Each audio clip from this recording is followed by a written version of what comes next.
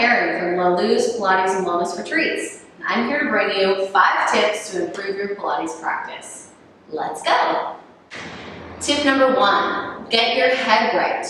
In Pilates, we focus on the alignment of the body, and I find a lot of times my clients will focus on their body from the neck down and forget about their head and neck. One example of this that I see very often is in a plank. People will find a lovely, perfect plank, then drop their head down because they're trying to look and see what's going on with their body. If we lift the head and we bring the gaze in front of the fingers towards the front of your mat, our neck will become nice and long and will elongate through the spine.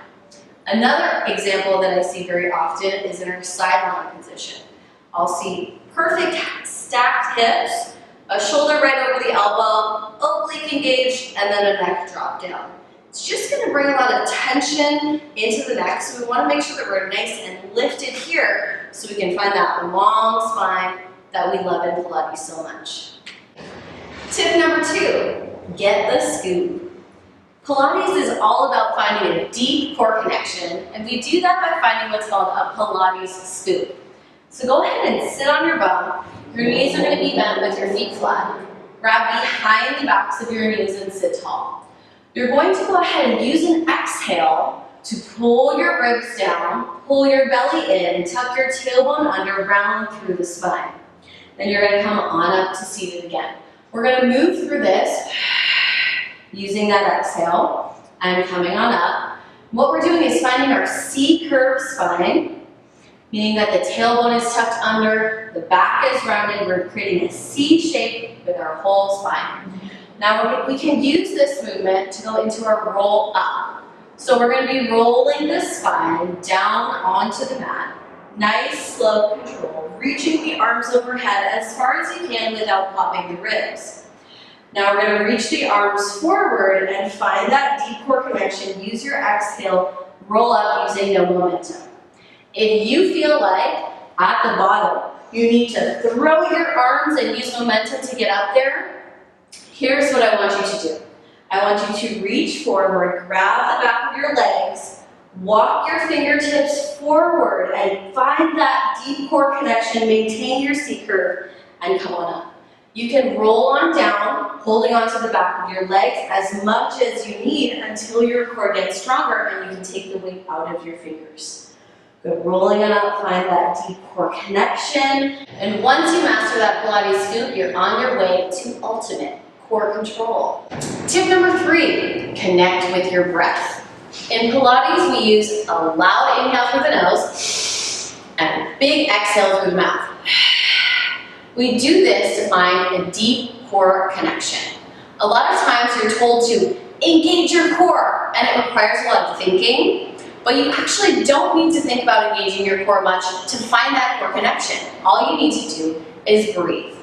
So come on down, lay on the floor with me, and put your hands on your ribs. I want you to take a big inhale through the nose. Exhale, you're going to feel your core connect as you draw the ribs down.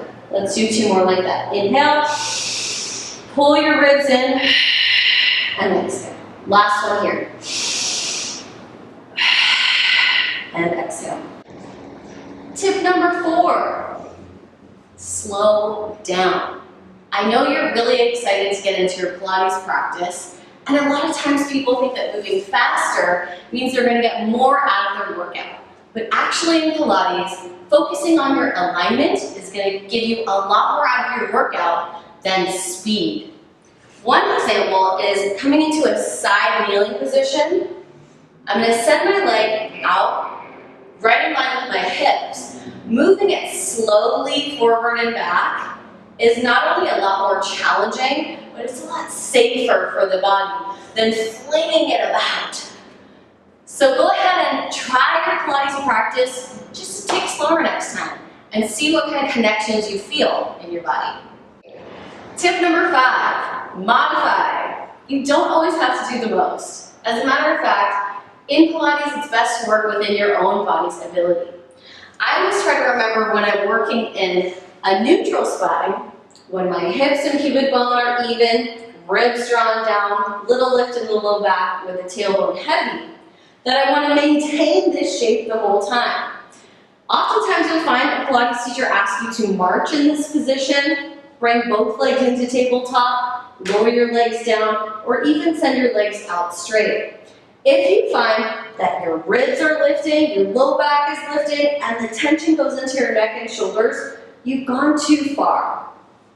One way to modify is to send your motion a little bit smaller, a little smaller range of motion here, or if your legs are straight, to bend your knees. And if you're still not sure how to modify, feel free to send us a DM anytime. We'd be happy to help. Thanks so much for joining. We can't wait to see you on our next retreat. And please let us know what kind of videos you want to see next. Bye!